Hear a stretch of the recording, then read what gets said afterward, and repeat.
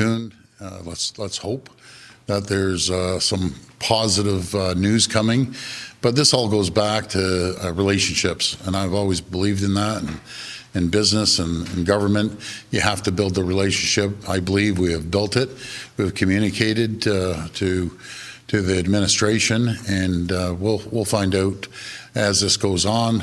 We'll be in contact with the administration and have a conversation with them as well. We're working closely with our federal government. I had that conversation earlier this morning with Prime Minister Carney, and what I've seen so far, I really don't want to comment because I'm really hoping it's positive news. But as we all know, that can change hour by hour, day by day. Is the lack of detail another slap after everything that Canada's been through?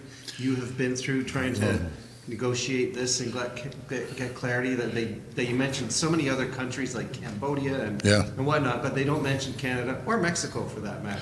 I think that's good news, actually. When we aren't named on that list, I think just communicating with the American people, communicating with some of the largest companies and their CEOs that have facilities here and in the U.S., I think that's a positive sign. But in saying that, let's see what happens.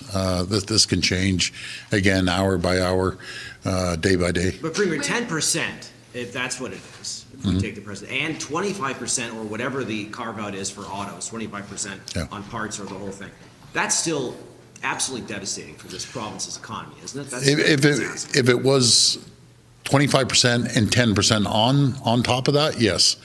But we don't believe that's the situation. Last question. When it comes to the all right, Donald Trump imposing global tariffs against countries all around the world. A glimmer of hope, though. CTV News has looked at tariff sheets from the White House, and Canada is not on any of these tariff sheets. Again, coming from the White House, the Premier talking about Canada's response. We're going to have much more on this coming up on Live at 5. Stay with us for extensive coverage.